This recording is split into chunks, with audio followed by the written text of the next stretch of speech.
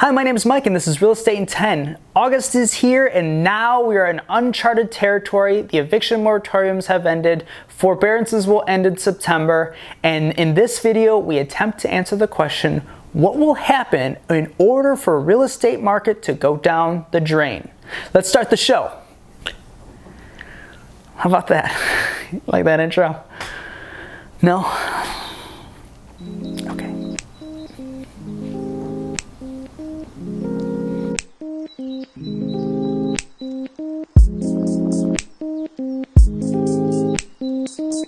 Alright, there are essentially 5 fundamental things that will need to dramatically change in order for the housing market to flip or go down the drain. Unemployment will need to rise, inventory will need to rise and dramatically go up, interest rates will need to go up, housing commodities will need to go down in price, including items like labor, transportation, fuel, PVC piping, etc. And finally, inflation will need to slow back down or slow down. So let's start with unemployment. Currently, Michigan's unemployment rate is sitting at about 5%, which is lower than the national average, but still pretty high. Michigan's unemployment rate has been bouncing up and down over the past 3 months, bouncing from 11% back in December to where we are now. Sure, the unemployment rate is still high, but I am not too worried about that, especially when you look at the labor data. In June, nationwide, 800,000 jobs were added, but only 9 million jobs are still available,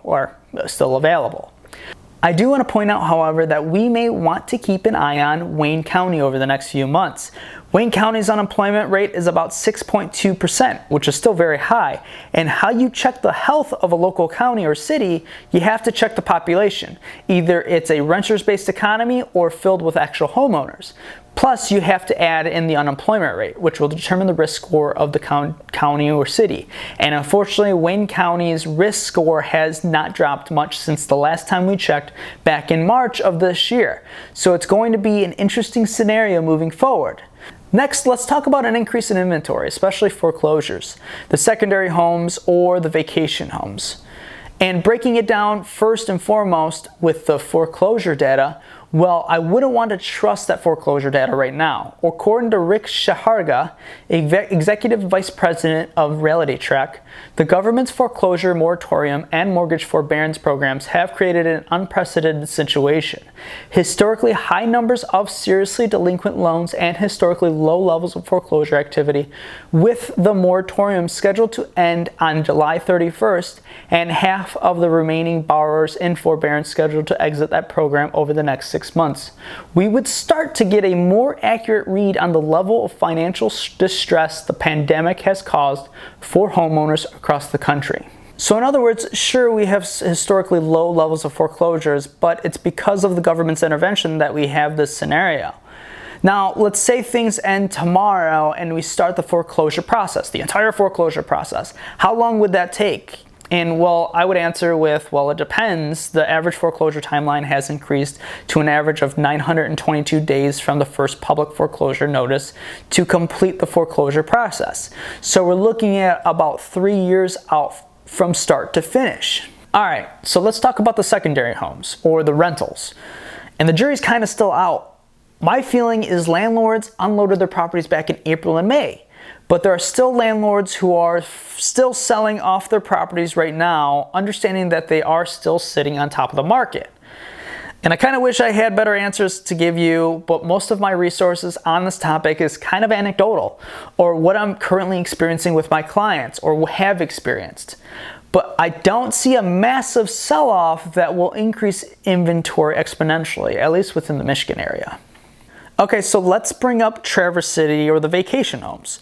Sure, there will be some inventory, but I don't think there will be a massive sell-off either. Especially when you see that 53% of vacation home sales were bought with cash. And 77% of those vacation home buyers made a down payment of at least 20% or more. I would have to say, though, Lake Havasu in Arizona is in some trouble when you look at the foreclosure data. But again, when I give that as an example, we're talking about some low percentage points here. And because the feds are keeping the numbers very extremely low. Fair? Now, in terms of interest rates and inflation, interest rates would need to go up and inflation would need to slow down. And the only thing I'll add is that I think inflation is one of the variables pushing housing pricing up as well.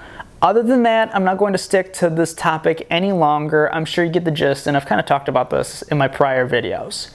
Okay, let's move on. Last but not least, housing commodities will need to go down. From PVC piping, copper, labor. I'll answer this question by asking a question to you. Do you think that price of housing commodities will go down this year? Do you see a massive decrease in price for PVC piping, labor, fuel, all the stuff that makes up the housing? Do you think that those prices or all those prices will decrease? And I'm assuming you'll say no, and I would agree with you. So really, I think things will play out here is that inventory will increase, but it will be pockets of inventory sprouting up around the nation.